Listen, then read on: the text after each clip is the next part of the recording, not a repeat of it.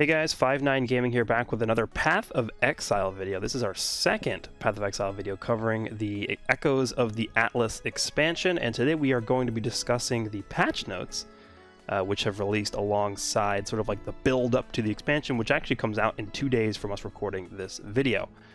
So what we want to do is we want to go through a lot of the more important patch notes that we have here. There's some fluff, I guess we could say, in these notes, so we're going to skip all of that and we're going to just get to what we believe are the more important points here. And today I am joined by 3 other contributors to the channel. We have Amacid, Rawad, and Soviet Super Saiyan. What is going on? Hey, how's it going? Hey guys, super excited for Friday. Can't wait. Yeah, pumped for this update to drop. All right. Well, there's some few things we want to talk about on the I guess the chopping block here. The first thing we will sort of want to bring up is the actual Ritual League itself. We talked about this a little bit in the previous Path of Exile video, but basically the gist of the league is that it's sort of like a something you do while you play the game without having you to do anything extra. It's sort of like a map-based league, which entails you doing tasks along your way through maps.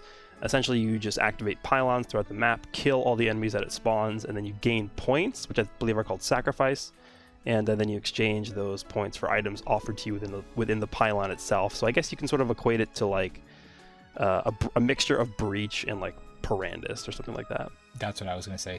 Very similar to like Breach, but in Breach you can exit the area you're in, and this one everything around you becomes darkness, and you're kind of stuck in that fight until it's over. Yeah. So it's sort of like another one of these like Abyss, Breach, I guess Legion things where it's something you do on your way through mapping. It's not something extra that you're doing outside of maps. Yeah. It's nice because like each one has a certain set of rewards you're gonna get from the end of it. Especially as you scale up higher, they get better. Whereas like Reach, it's kind of you're just banking on getting splinters throughout it to do the Breach fight. But this is like everything has a reward, which is really nice and exciting. Yeah, it definitely feels a little bit more rewarding than Breach as a whole, especially lately with just Breach stones dropping like candy, especially in Heist. This is a little bit more catered, it feels. Yeah, and then I guess with the passives for the actual Atlas itself that you can spec into, they'll drop even more common in this league. Exactly. But yeah, that's basically the gist of what the Ritual League is going to be like. I guess we'll figure out how the best way to, manipulate your way through there once the league actually comes out in a few days. Most of the stuff in the patches, like I said earlier, is kind of fluffy, but they do have some new gems that they added. We have the new Hydrosphere skill. Again, we're not really going to understand what this is until we actually play with it. Exactly. Seems interesting. Not really practical to really discuss this because we don't know how it's going to work. There's also this new Intelligence Dexterity Support gem. Again, just seems fine.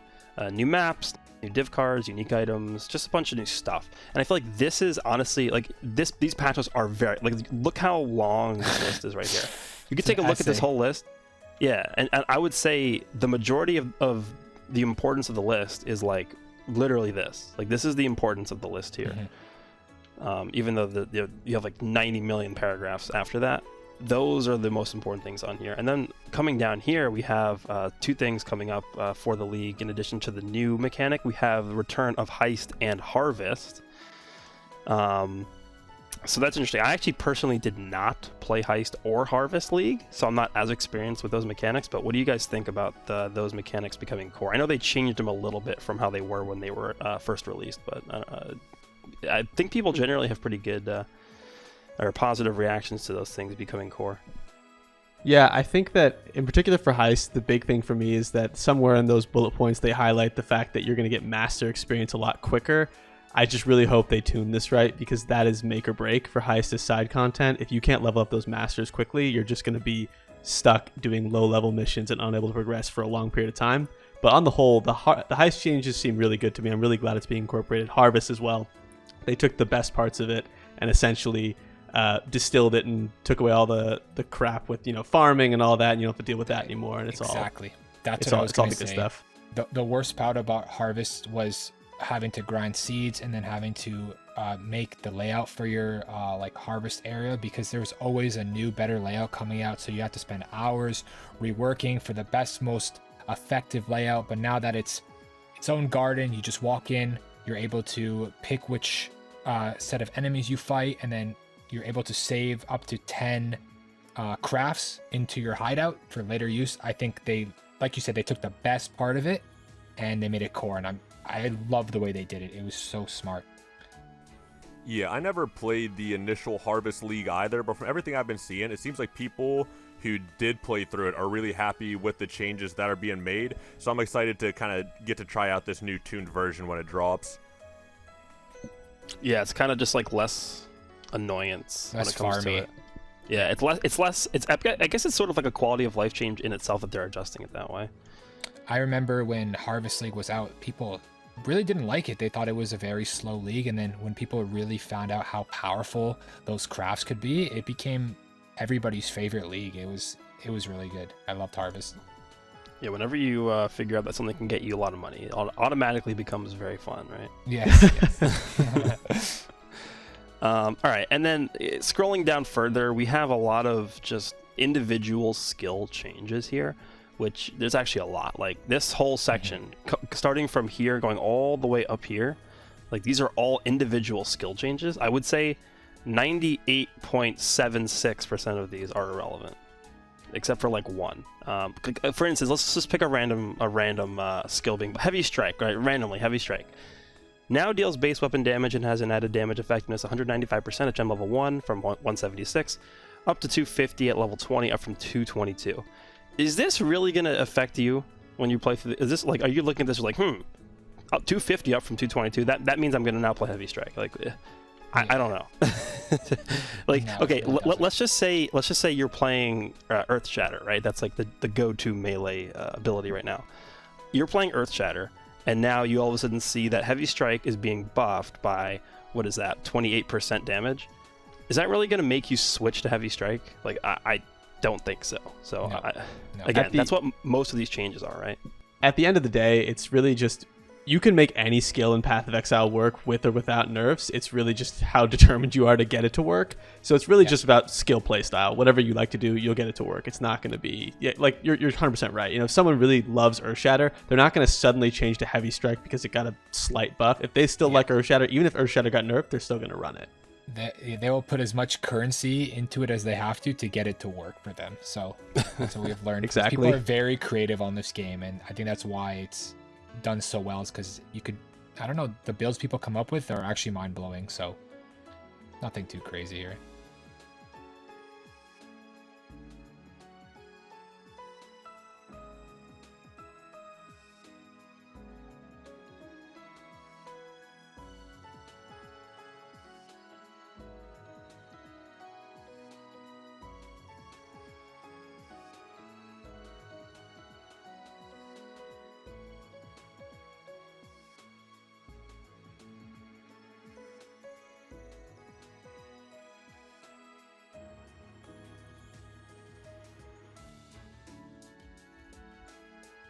It depends. I would say I'd say most patches have patch notes that look like this, where it's just lots of small changes. I actually thought these were more in depth than they usually are. Usually it's just like adjusted the numbers. There's some actual fundamental changes to some of these skills, which you don't usually see. But generally speaking, this is how I would say it looks most of the time.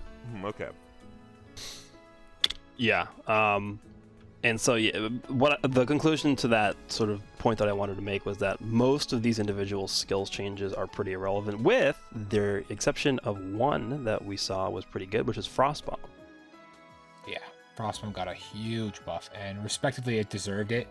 I would use Frostbomb just to, on bosses only, just to trigger my curses, but now it actually looks like it's a usable gem to play around with. So I'm excited to see what people come up with Frostbomb. Yeah, it's just a very fun skill in general. It is. I remember I was always, the way I remember Frostbomb was the way exactly how you just said, where you would just use it to proc other things. Like, it wasn't actually a skill that used to do anything other than just like help you achieve another goal with another skill. It never was your main skill, right? Right. All right, so that's pretty much all of the changes that we have in terms of the important patch notes here. So pretty much everything else besides this is pretty relevant. A lot of your stuff here is the Ascendancy stuff, which we will get into right now. So every single Ascendancy in the game, correct me if I'm wrong, is actually getting adjustments in this patch. A lot of bug fixes, which I don't think matter that much, but on a separate tab here, we do have the Ascendancies that we want to discuss. The first one being Slayer, which is interesting because I feel like Slayer has sort of been like hit or miss when it comes to the updates that they make for this Ascendancy. The one that really caught my eye for Slayer was the Brutal Fervor talent, where it gives you, I mean, you could even see they actually do a nice job of showing you what changed for it. So so the things that were removed for this specific talent point were 15% increased attack speed while leeching, 50% increased attack damage while leeching, and then 6% reduced damage taken while leeching. Okay, so that got removed, and in place of that, they added 100% increased maximum recovery per life leech, and then 10% reduced damage taken while leeching. So you're getting 4% extra reduced damage while leeching, which I think is pretty important, and then you're also getting just a flat-out double leech recovery. So that in combination with that one talent, I forget the name of the talent, it's Vol something. But you get the double leeching talent on the tree, the passive, and like that's like 4 times the leech that you're doing with it. It's called obviously, Pact.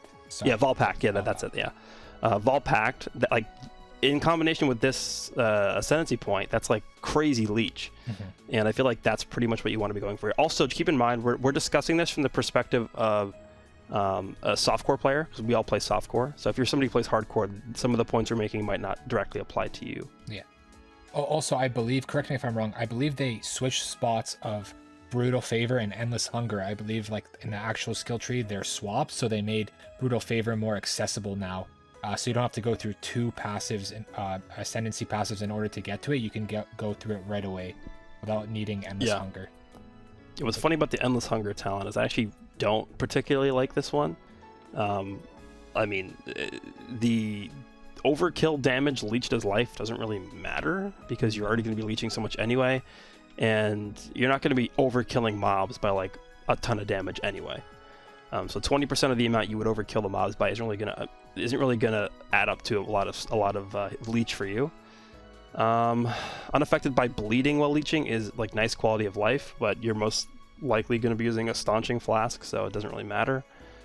So this really, I don't even know if I would go this way. Like you might want to pick the Brutal Fervor and then just go somewhere else. Yeah, the cannot be stunned is awesome, but it can also be replaced by using the I believe it's called like the Onyx Amulet that drops from one of the bosses from the Breach encounters, because that allows you to not be stunned as well. So there's a way around it, but that stun is pretty important, I would say. If you play Cyclone, that is. Other builds won't really need it, so I agree. It is tough to kind of view Slayer without thinking about it in terms of just Cyclone, because it kind of is the Cyclone Ascendancy almost. Exactly. That's how I see Slayer. That's the only time I've played Slayer with Cyclone, so I apologize if other people have different builds with it. That's just what I'm accustomed to. Yeah, and then the Impact talent was changed from +2 to melee strike range to +4, which obviously is very tailored to what you're just talking about with Cyclone, right? So Cyclone has more range. There you go. Yeah. And then the other thing too, just to quickly mention, is they actually added you can't take reflected damage to Headsman, I believe. No, that was already there. That was already there. No, yeah, that was already there. Okay, well that's fine. This one gives you a frenzy charge now. And I don't know, is that really that big of a difference? I mean, +1 to frenzy charges, it's fine, I guess. Because it also gives you 1 endurance charge, but I don't know if that's really like super mind blowing, right? It's not mind blowing, but it's pretty good because endurance charges give you res, and they give you reduced damage taken. So to have your frenzy equal your max is pretty cool. But the +1 I believe is really nice because it gives you frenzy charge gives you attack and cast speed, and to have to be able to have up to 4 frenzy charges is really nice. I think, in my opinion, it's better than having the increased duration, because you're constantly getting frenzy charges from defeating packs of mobs. So I think that's a really very good upgrade. I think it's definitely an upgrade. I just don't know if it's like, wow, like this is now really good all of a sudden. I would just say, like, now you don't have to worry about stacking endurance charges. You can just focus your tree if you want on getting as much frenzy charges as you can, because your frenzy charges are going to equal endurance charges for you. So if you have 5 frenzy, you're going to automatically have 5 enduring instead of trying to stack both. So it's pretty, I think it's pretty sick. Yeah, I think it's more impactful maybe than it just looks at the outset. And I think Slayer has a tendency to be somewhat glass cannon-y, I guess. Yeah. So any ability to increase the amount of endurance charges you get by specking into this. So if you're getting that additional charge, it could be more, I think, more impactful than it might look at the outset. Yeah, and that's also one of the reasons why I think I really like this one too, is because Right. you're just getting the 4% extra damage reduction. Exactly. Yeah. All right, so that's pretty much Slayer here. We'll go down to the next one, which we're going to skip Gladiator. To Champion, I was looking at this a little bit earlier on my own, and I feel like a lot of the changes they made to Champion are actually quite good. Especially this one, the the effects of non-curse auras from your skills. It just doubled it. Like, Yeah. I would gladly take the extra 15% to this if I lose 12% movement speed. Yeah, and that movement speed is really good if you're doing team play, but if you're a solo, that double in non-curse auras is huge. So Yeah. that's a really good change. Aura Stacker Yeah. died for this change. Yeah, they sacrificed them. Yeah. Also think the Conqueror change is pretty solid as well. Again, it goes another 4% increased damage reduction from a talent that they have here, where you taunt an enemy does 4% less. Yeah. And then yeah, I mean everything on here just seems like a solid change. Master of Metal got a really big nerf though, I would say, because they took out 20% chance to impale enemies on hits, and then impales you inflict last 2 additional hits. They just changed it. Yeah, to that one's a nerf. Yeah. But impale was very strong. Like I think it needed a little nerf, so that makes sense. I think the one really important one on here is this, because it gives you a 5% increased effect of Fortify. I don't believe that was there. Yeah, it wasn't there. It just was 10% increased attack damage. I would 100 times rather have this. Agreed. The 5% increased Fortify than the 10% increased attack damage, because you have Fortify permanently with this talent here. Exactly. It's Exactly. so crazy. Yeah, so like this path might be like the strongest like path in an Ascendancy, like in the game almost. So this is a really good change for this. All right, well, I don't know if you have anything else you want to say about Champion, but that's pretty much all I wanted to say about it. I feel like this is one of the only. I'm obviously very biased. I'm a melee player. I've played melee Ascendancy every single time I played this game for every league. So I'm just very happy that the Champion is getting respect, as well as like the Slayer a little bit as well. So yeah, to me, this is like one of the only Ascendancies where every single path is like actually pretty powerful. So. I don't know. How do you? It is exciting. To say? I think Yeah. they're positive changes overall, and I agree with the Impale. The Impale was just very strong, so I can understand it. While it's a little bit, I'm sure if you're looking at this, I think this definitely provoked some criticism, this Master of Metal change, just in terms of things that people were targeting, in terms of saying GGG over nerfed. But I think it's justified, personally. Yeah. I agree. I mean, the one thing I would say about the overall changes to Ascendancies is that it feels like they did nerf a lot of things overall. So, like if you take like a macro look at everything that they've changed for Ascendancies, I feel like it's like 70% nerfs, 30% buffs, which I don't know how I feel about that, but I feel like a lot of the stuff that they did end up buffing is actually pretty relevant, like this. Yeah, I feel like they wanted people to try out more routes and classes as opposed to just taking the same route, because Master of Metal was almost like a must for Champion, especially if you're an Impale champion. But now it kind of you double think what path you want to take, and you get a little bit more creative, I would say. But yeah, I do agree, it's a big nerf to a lot of the classes. All right, well, that's it for Champion. I think we're going to go ahead and move on to the Assassin. Sad. I'm not... Okay, so we're reaching the point where I'm not really super familiar with a lot of these Ascendancies, because I usually just play either Slayer or Champion. So you guys are going to have to carry the conversation for this one. But yeah, it looks like this one received a lot of changes as well. Assassin just... what do they do to my boy? Rest in peace, my boy. My first level 100 was an Assassin, and I think that's the last time I'll hit 100 with it. They made him slower. They really nerfed the poison damage. Noxious Strike used to be like an insane Ascendancy. 50% increased damage with poison, and then 25% damage over time. Now it's just a 5% buff to the damage, but minus the 50% increase, which, in my opinion, like as somebody who played Blade Vortex, once I went into that Ascendancy and that node, it made a big difference in my damage over time. It really just, my poison just took off. So yeah, boy. I mean, it's tough because this was the Blade Vortex tree. Yeah. This is what you did. So now it's kind of like I don't even know how Blade Vortex functions in the same way. I read some people talking about Chieftain, but I'm not 100% sure about that one. I mean, if you look at Toxic Delivery, you lose 20%. You lost that 20% fizz damage as extra chaos. That's tough. That's a really tough loss. I don't know. I don't know how you play this. If you just look at like the overall changes they made to this, like this was just straight up removed, nothing replacing it. Just like they just removed something from this. Yeah. This is lower. This is lower. Like they just removed the movement speed here. Like a lot of these things are just straight up nerfs. Yeah. So you guys think the Noxious Strike talent is the most impactful, this change right here for an assassin? For a poison assassin, I would say, but for overall assassin, like I feel like one of the best things about the class was its movement speed, and now like it's really been docked heavy. It was such a fast, speedy class, especially once you got like the elusive and the buffs going. It was so nice, but now it just feels like, I'm sure it'll still be somewhat fast because they did buff the elusive strike you gain, 50% increase elusive effect, but it's not going to be the same as it was. Yeah, I mean, you have the reduction of 10%, you have a reduction of, so you're just losing 14% movement speed just from those alone. Yeah. I'm just wondering what skill you're going to play with this instead of BV. Yeah, I'm wondering too. Like even my cast on crit is like going to be a lot slower. You have less power charge durations, well, I don't need to do damage over time, but I don't know. I guess we'll see what people can come up with this. I'm sure there'll be a way around it, but I can't think of anything right now. I mean, we just looked at Heavy Strike. Maybe that's it. Yeah, Heavy Strike. All right, well, I think that's it for the Assassin. We're going to go and move on to one of the ones I'm looking forward to the most, well, second most, and that is the Elementalist. Let's just scroll down past all these other ones. Yeah.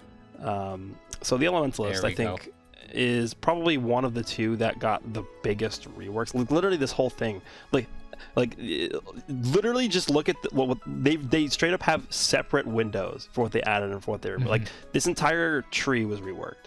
And this is one of the highlights that they talked about in the stream for the reveal of the league, was they're like, yeah, we are going to change every ascendancy, but we're really focusing on like these three, and Elementalist was one of the bigger ones that they changed. So I don't really know much about the Elementalist because again, I'm more of a melee based player, but it feels like everything just shocks now.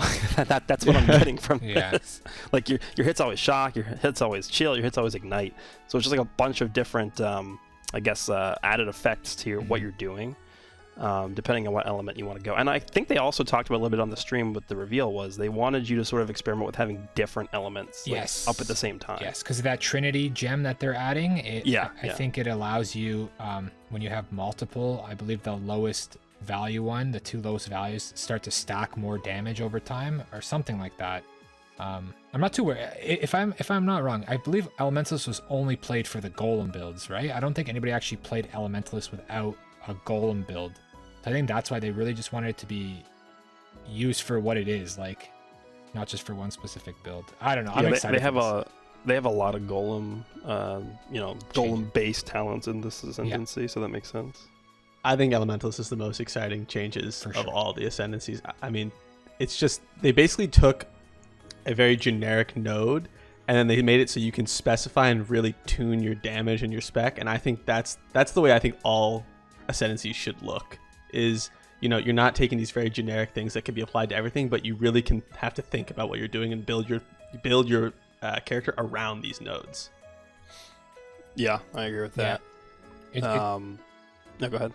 Oh, it's going to be cool to see, like, in the next 2 to 3 weeks, what people decide to build with these, like, with Elementalists. I can't wait to see, like, the sheer power, especially with that new gem. I have a feeling that it's going to be one of the top played builds. Yeah.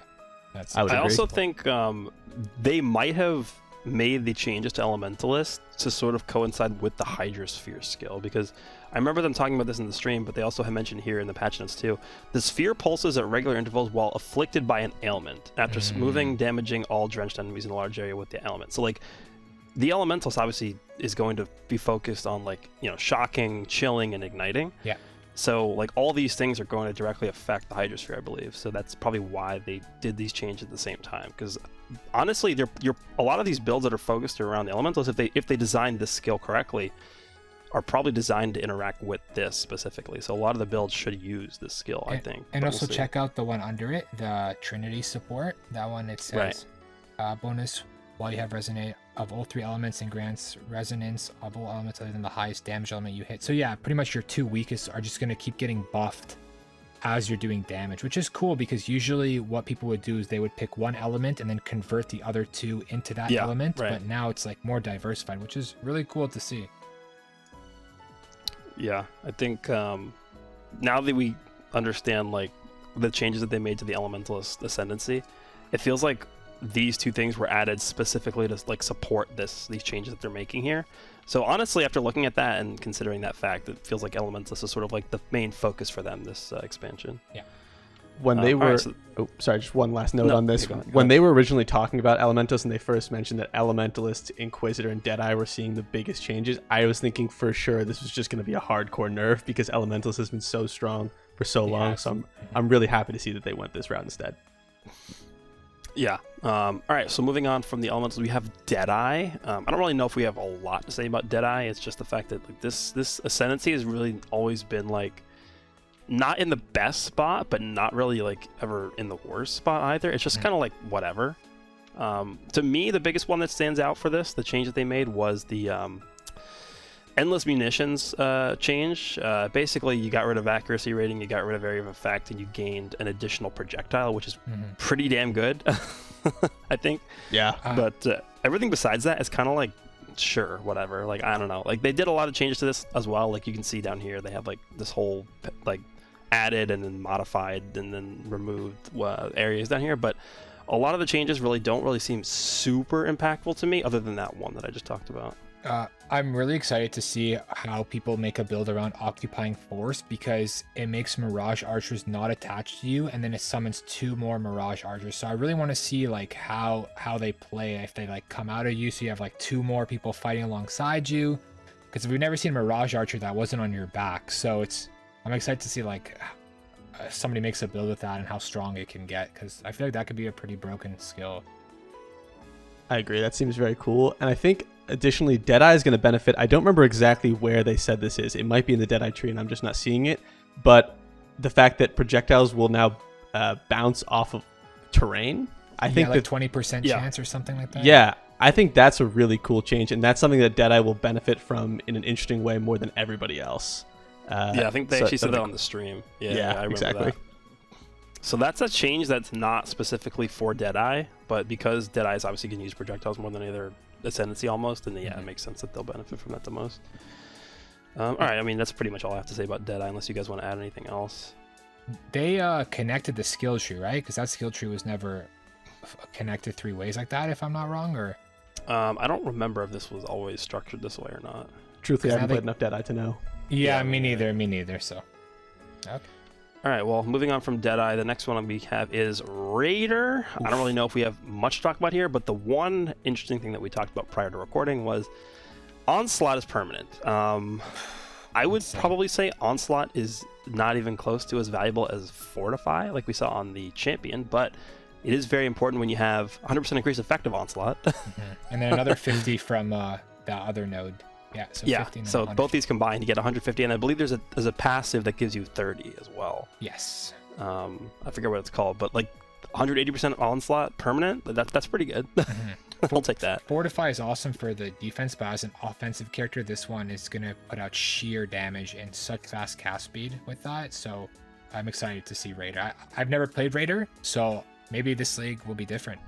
Might give him, I feel like more heavily geared towards softcore. If you want to go this path, while Champion is probably more geared towards hardcore. But I honestly, even though I'm a softcore player, I tend to gear more towards the safer builds that don't really like just go like, okay, well, I'm just gonna go full offense, and if I die, whatever. I'd rather prefer not to die every time, but me too. But this also has a nice balance because the node to the left is permanent phasing, which is really nice, and then extra dodge hits. So if you pair this up with I don't remember exactly what it's called in the tree, but there's a node that gives you 30% chance to dodge attack and spell hits. So if you pair those two up, maybe get some nice boots, you can probably be at max dodge, which is 75, which would, and with max phasing, which would be awesome, offensively and defensively. Yeah. Yeah.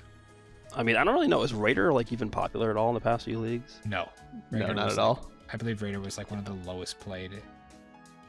But now I feel like it is going to be popular. I feel like it's going to be more chosen. Yeah. New changes. I can see people trying it out at least for a league, see if they can make something work. Yeah, exactly. Or like a month, or maybe not a league starter, but I feel like once you get the currency rolling and you want to test your limits with Onslaught, you would probably go for Raider. Honestly, Yeah. even though Raider might not be the best, I mean, we'll have to see how it plays out. Like, this is something I would consider definitely trying out because of the Onslaught. Onslaught just feels fun. Like, I don't know. Exactly. It is fun. And now you don't have to depend on an Onslaught Flask for 4 seconds. You can just have it permanently, so you can replace with whatever you desire, whatever fits your build. Yep. All right, well, that is Raider. And we're going to move on to our final Ascendancy we're going to be talking about. And this is actually the one I'm probably looking forward to the most. And I actually might make an Inquisitor as my first character because I'm very excited about Fanaticism.